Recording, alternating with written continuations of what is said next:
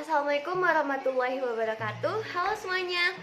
Saya Nandita Raudiona Syalisan, mahasiswi jurusan Agribisnis Universitas Muhammadiyah Yogyakarta dari kelas Agribisnis D 2017 dengan NIM 2017-0220-231.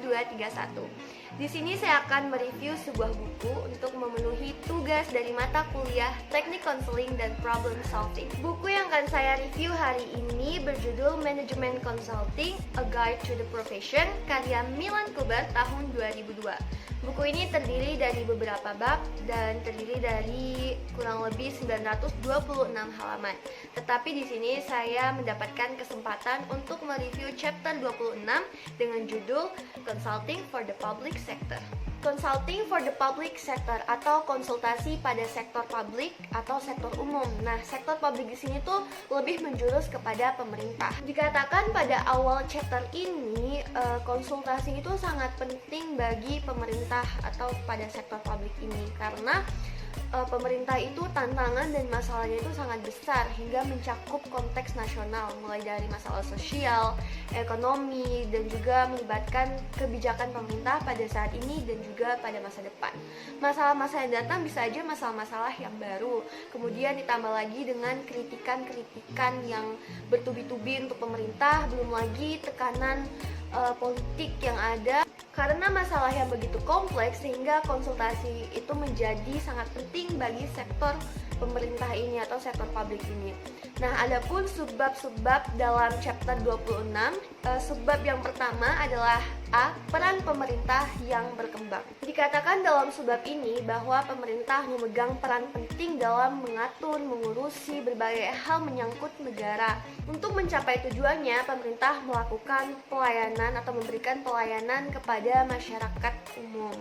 Dalam melakukan kegiatan-kegiatan untuk mencapai tujuannya tersebut, tentu saja pemerintah membutuhkan bantuan dari konsultan untuk mengatasi masalah ekonomi, sosial, maupun administrasi. Adanya program pemerintah yang lebih kompleks, maka kebutuhan untuk meningkatkan produktivitas dan juga dampak sosial dari layanan pemerintah dalam menghadapi penyusutan anggaran dan juga permintaan yang terus meningkat untuk layanan publik yang lebih beragam dan berkualitas tinggi. Karena itulah sifat dari layanan konsultasi bagi pemerintah itu menjadi sangat penting, menjadi sangat khusus dan juga kompleks.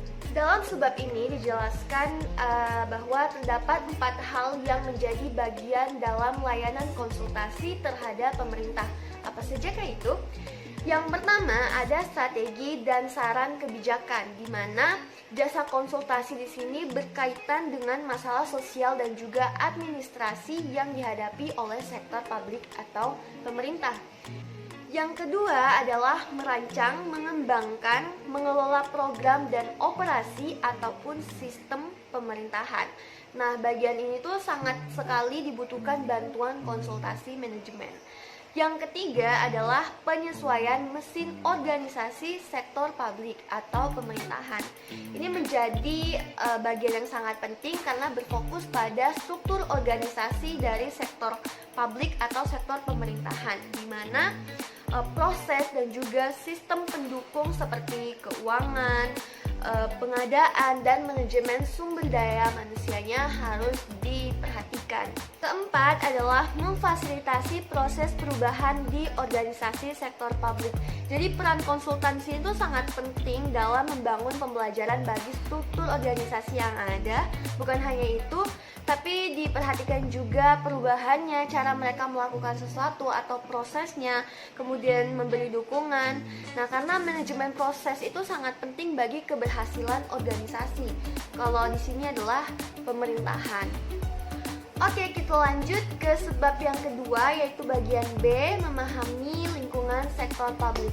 Nah, pada awal sebab ini dikatakan bahwa kesalahan terburuk yang dilakukan konsultan adalah mereka mempercayai bahwa setiap manajemen di mana-mana itu untuk segala sektor itu sama. Namun faktanya ada perbedaan signifikan dalam kompleksitas, kemudian perbedaan dalam faktor penghalangnya, faktor pendukung atau faktor penggeraknya, kemudian sumber daya yang berbeda-beda, kendala yang berbeda-beda, hubungan hierarkis yang berbeda-beda, ada juga perbedaan dalam tradisi organisasi yang berbeda, motivasi per individu dan juga faktor-faktor lain yang membuat sektor publik ini berbeda dari sektor-sektor yang lainnya. Pengambilan keputusan sektor publik ini sendiri sangat dibutuhkan jasa dari konsultan karena pengambilan keputusan sektor publik itu adalah proses di mana lembaga pemerintah merespon masalah sosial atau administrasi. Pemerintah ini memiliki tanggung jawab yang besar kan dalam masyarakat. Kemudian dia itu adalah sistem administrasi yang sangat besar, terorganisir untuk menyediakan berbagai jenis pelayanan kepada masyarakat dan juga negaranya, sehingga dia bertugas untuk mengembangkan struktur, kebijakan, dan prosedur organisasi.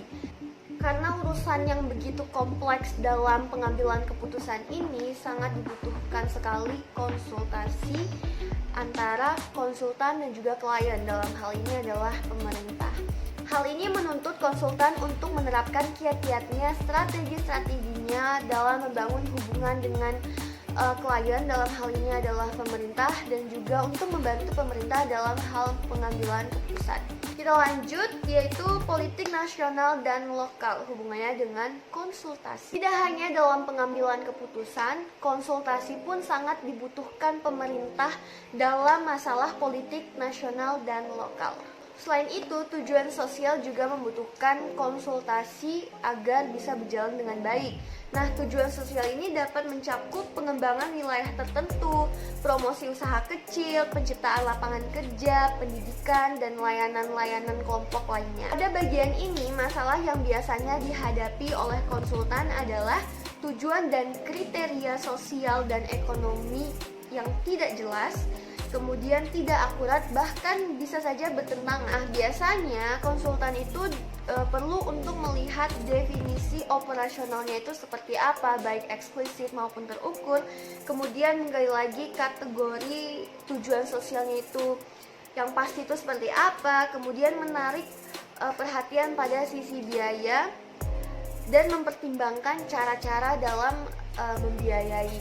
Selanjutnya, sikap dan perilaku konsultan. Di sini dikatakan bahwa konsultan itu harus membangun kepercayaan dengan klien, di mana dia itu tidak hanya memahami alasan kenapa sesuatu terjadi dan mengabaikan alasan-alasan lainnya. Dia benar-benar harus mempunyai wawasan yang luas. Kemudian dia juga harus menerapkan sesuatu yang memang bisa diterima oleh kliennya atau manajemen publik dari organisasi tersebut, dalam hal ini adalah pemerintah, dan juga memberikan solusi yang benar-benar bisa diterima oleh pegawai maupun manajer publik tersebut. Beralih ke subbab selanjutnya, yaitu bagian C, bekerja dengan klien sektor publik sepanjang siklus konsultasi. Dikatakan pada subbab ini bahwa sebagian besar penugasan di sektor publik ini berdasarkan oleh tawaran kompetitif, rasio keberhasilan penawaran perusahaan yang berbeda-beda tetapi tidak terlalu tinggi, dan menyiapkan proposal mahal dan juga memakan waktu.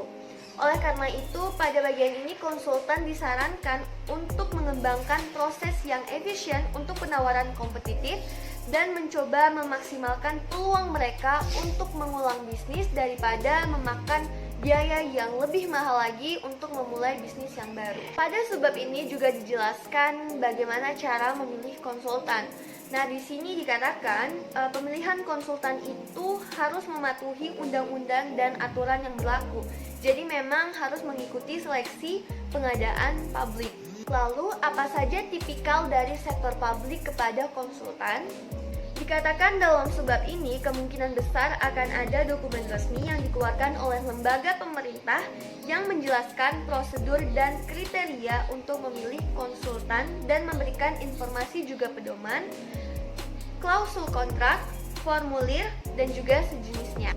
Dalam kerjasama antara klien dan juga konsultan ini sudah pasti harus dibuatkan kontrak. Baik dari klien maupun konsultan, mereka bisa membuat kontrak sesuai dengan standar mereka. Dalam situasi seperti ini, perusahaan konsultan biasanya akan lebih fleksibel. Dalam buku ini juga dijelaskan yang paling penting yang harus dilakukan oleh seorang konsultan adalah menemukan solusi yang praktis, dapat diterima, dan memiliki peluang bagus untuk implementasikan. Kita lanjut ke subbab berikutnya, yaitu bagian D, penyedia layanan.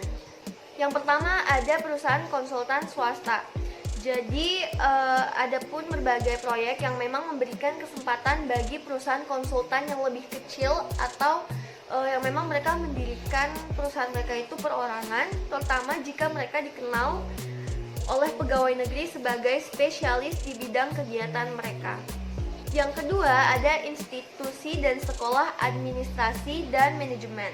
Pada bagian ini mereka cenderung menganggap konsultasi terhadap pemerintah itu bukan hanya sebagai sumber pendapatan saja, tetapi juga sebagai layanan yang saling melengkapi untuk pelatihan dan pendidikan, juga memberikan lembaga dengan wawasan yang diperlukan dalam praktik administrasi dan pengambilan keputusan di sektor publik. Juga grup konsultasi internal dalam layanan pemasaran ke sektor publik itu, konsultasi manajemen juga harus menyadari kehadiran kelompok konsultasi internal di dalam organisasi sektor publik. Mereka bisa secara gratis memberikan layanan konsultasi kepada klien pemerintah gitu.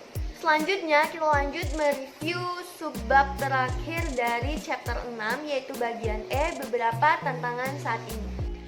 Yang pertama ada privatisasi, yang kedua ada proses rekayasa ulang. Nah, pada bagian ini penting bagi konsultan untuk mengajak atau mengedukasi public sector untuk menggunakan teknologi informasi dan staf yang lebih terlatih untuk merekayasa ulang administrasi dan proses lainnya.